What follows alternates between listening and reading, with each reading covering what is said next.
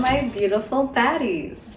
Welcome back to yet another episode of Your Inner Baddie Speaking. First of all, happy holidays, everyone, and Merry Christmas to all who are celebrating today. I'm just so grateful that this year I am able to be a part of other people's lives and to be a part of your holiday season. For anyone who's listening this year, I think it's just amazing. It's amazing to have taken on this project and to be able to tell this version of my story and hopefully impact or help anyone out there. And I feel like especially during this time of the holidays where it can be very difficult for people in terms of just who you're surrounded by or who you're not surrounded by. And just sometimes I think, as much as the holidays are supposed to be this big celebration, and I hope that they really are for most of you, but it's not for everyone, right? The holidays can be a hard time if you've, lost somebody, or you don't have your full family coming together this year, or your family can't get together this year, or just any type of circumstance that makes you feel as if you're not surrounded by loved ones. And honestly, don't get me started on being single around the holidays and having to deal with that whole conversation of like, oh, who are you seeing and who's in your life, and are you dating, and when are you going to meet the one? I'm sure anyone who's going into the holiday season and has gotten those questions or is about to go through round 2 of those questions, I am so sorry in advance. But this holiday, any holiday in this holiday season, it can be difficult for some, and I feel honored that I might be able to be a part of your holiday season. So I just want to say thank you from the bottom of my heart. If you're listening to it on Christmas today, or if you're listening to it at some point during the holidays, I just want you to know how much I truly appreciate you for listening. And in the spirit of the holidays, today's topic is one that you'll definitely recognize if you've ever watched the movie Love Actually, which is a favorite of mine, and honestly used to be more of a favorite until in recent years I've watched it, and I gotta say, some of the storylines not as good, and they don't hit as well as they did when I was younger. But I still have such a nostalgia for that movie, and I will always watch that movie every year. But it's something that I remember hearing in the movie, and obviously I watched it when I was younger, which I'm sorry, I guess that's aging me now. But now it's kind of transcended into something that I feel like I've been impacted with on a different level. And they open with that airport scene of people, saying hello and welcome each other home. And it's just this, gets me every time. I cry every time. Oh my God. I am exactly the target audience. I am a sap, and I just love to see people loving each other. And it's interesting because even though they said, love is all around us, it didn't really take on a big meaning in my life until recent years. And I found when I was building myself back up and when I was figuring out ways to put love back into myself, and I think as you put love into as you love yourself more,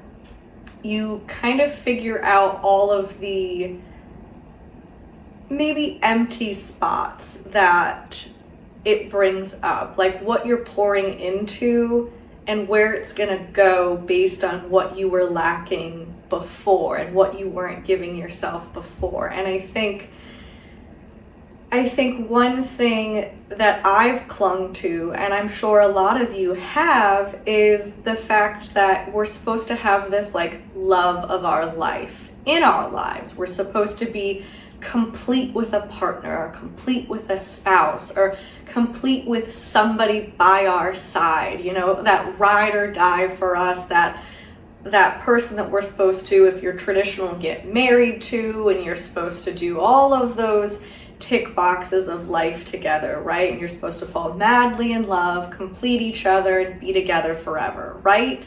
And we especially see this around the holiday season. I mean, how many rom-coms come out on Lifetime alone that are like, oh my God, I'm coming home for the holidays. And it just happens, I just happen to be running into my old crush from, you know, when I was a kid, and now we fall in love and we're together forever, even though we're complete opposites and it would never work in reality. But you see all of these rom-coms about basically, you know, the holidays and falling in love.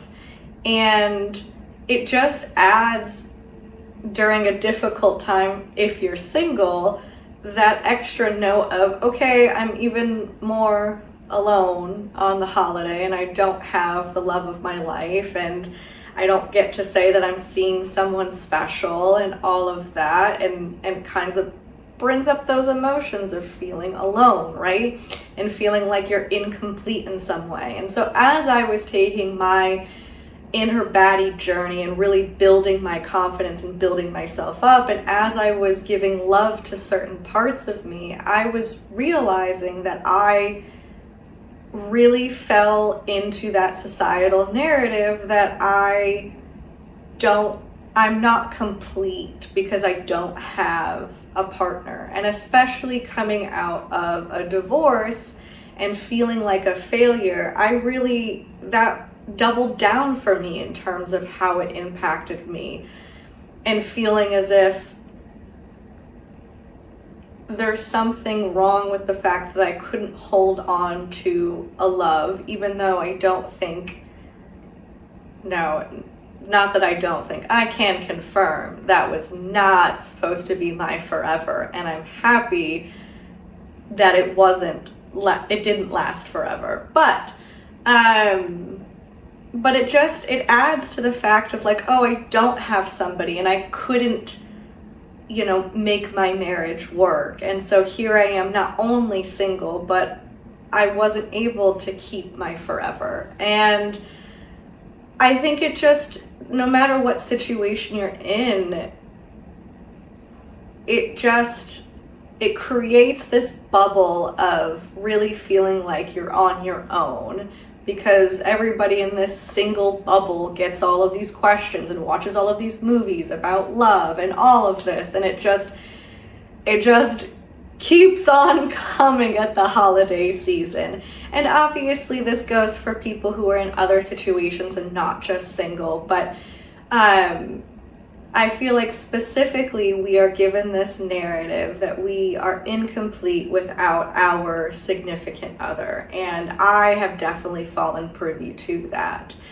And so as I decided I don't want to feel like I'm incomplete, and I shouldn't feel like I'm incomplete, I should feel as if the love I'm giving myself and what I'm investing in me should be enough, right? It should be.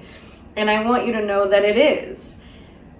Because love doesn't just come from a significant other. And I think it took me a long time to realize that I don't need to search for the one thing I don't have. Instead, I should be so grateful for the love that I do have in my life. And I started to say, okay, well, if I'm not getting love from a significant other, where am I getting love from? Because we think in the traditional sense that love really is from a partner. But I don't think that is true anymore. I think that love comes from your family. I mean, that's typically an easy one. And even if it doesn't come from your entire family, if you don't feel fully connected to them, or you don't feel like you have relationships with all of them, hopefully you feel love from at least one family member, that one person you feel that you can go to, that you can be yourself with, that you can give and receive, you know? And that's coming from someone who doesn't really have a relationship with their father. And my entire dad's side of my family as well. So I don't have like that full family extended like I do on my mom's side. And I really am lucky that I have a whole branch of family that is absolutely loving, and no matter how much time goes by or no matter what is going on in life, I know that we all love each other. And even though it's hard, especially on my side, because there is a lot of distance, you know, they do live all over, they're not all in the United States, but I still know that there's love from them. And I'm very lucky that my mom is such a rock of mine. I know that I will always have love coming from her, and I will always have love for her. And I'm very lucky that our little immediate family, me, my mom, and my stepdad, we hold our little holiday traditions. And we really dig into the fact that, or at least I feel this way. I don't know if the two of them feel this way, but hope maybe they do. But I really feel like we really dive into the fact that even though we're not this like grand family getting together, because we can't, we're not all, you know, located in the same area, but we're small but mighty, you know, like we get together, the three of us, and we have our little traditions, and it feels full of love, and it feels like a full holiday no matter what. And I don't mean just on the holidays. There's love year round.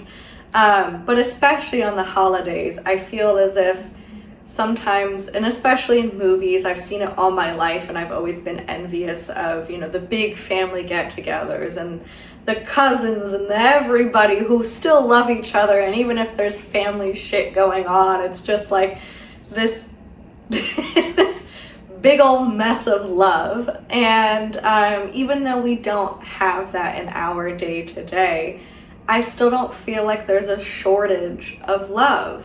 Even though we might not have a huge quantity get together, the quality of love is so amazing. And I'm very, very lucky and grateful to have that. And I think that's something that we can forget about. We've got a Burry sighting. She's joined us for the podcast. Oh, I spoke too soon. She's gone. But during this time, I think it's easy to forget, you know, or maybe take for granted the fact that we have this family that's just around. And I know some family members can get on your nerves, and some things can just, it's not all like butterflies and rainbows, but at the same time, there's love there. And so you're not just getting love from someone that you're supposed to be romantically involved with, you're getting love from family. And then I know a lot of people say this, and I think it's very true, especially going through what I've gone through over the years. I think you really do choose your friends like you would choose your family. And for some people, your friends have become your like legitimate family that you go to time and time again as if they were your blood. Like those are your people. And we're all out here trying to fight for connections, and maybe not fight for connections, but we're all out here just trying to connect with others. And the love that you find in friendships, and I will speak from the standpoint of female friendships, it is like no other. I mean, the things we will do for one another, the ends of the earth that we will go to make sure that our friends feel their most confident, their top-notch self, to make sure that they have fun when they are having a bad time, to get them through those tough moments, lift them up when they have accomplishments. Your friends are such a major thread of your life, and I think they speak volumes for how you feel about yourself, in terms of the more you love you, the more you will have friends around you who echo that love. And that's not to say that if you don't feel like you're in a period of your life where you're really in love with who you are and you're making those steps to get there, you're still loving yourself. I just want to give you that. You are loving yourself fully by just trying to give yourself more love. And please give yourself some credit. You can still have amazing friends while you are going through those moments. I just mean that, at least from experience, I have noticed that in my life, the friends who have come and gone are the friends who only could love old versions of myself. And the more I loved myself and set boundaries, the more I also needed different people in my life to then, it's almost like when you level up, you get access to new things. And I mean that in a wide variety of things. We've talked on this podcast about what you feel you attract, and I mean that in opportunities. I mean that in what you're grateful for. You get more things because you are already grateful for what you have. I think everything rises to your vibration, and I think friends is one of them. And I really do feel as if the love you receive from your friends sometimes is really unmatched. I mean, those women and those men have seen me cry. They've seen me at rock bottom. They've seen me like wilding out, like having fun. They've seen me complain about situations and relationships and all of those things. And they're there for all of it. And I think this is with everybody, but especially your friends, please tell them you love them more, because those people, they have no attachment to you, no blood, no nothing. And like, I love my friends, but like, obviously we ain't romantic together, so they're not getting that perk. Like, they are there because they really love your heart and who you are. And God, I could shed a tear just like going on about that. But please tell your friends that you love them, because those people are so amazing, and the love that they give you and the love that they continue to give you, they give what they can. And I think that it's one of the purest forms of love, I think, because there's really no attachments. They just really love who you are, and you love who they are. And so you're getting love from these other places, family, friends. And I know that this one is going to be like maybe a little controversial, but like, I think that there's also love that can be found, not a guarantee, in your career. And I think that they can come in many different forms, whether it's a mentor, whether it's a boss who just understands you, and like when you're going through just life changes or just tough times in your personal life, they are the ones that they just tell you, don't worry about it, do what you need to do, take care of you, we'll still be here. Maybe they even help cover for certain things because your bandwidth is just not the same in certain points of your life. And I think it's rare to find, a boss like that. And I've experienced a boss like that. And I think those ones, gems. I wish there were more of you. I hope in everyone's lifetime they experience a boss like that, because it is a form of love. I think when you have a mentor too, who is trying to lift you up and impart their knowledge on you, they are showing you love in a different way. They are showing you love in an I want you to succeed. I want you to be the best version of you. I want your career to soar. I want to help you get there. And I have known those types of people in my life, and I just want to give a quick shout out to a few women, and they will know who they are, who guided me at my first job out of college. And I was this little youngin', and I came in and they took me under their wing, and I swear I've never met more strong, independent, goal-oriented, driven women who are just also great people as well, who I couldn't have asked for better role models, and I still look up to those women.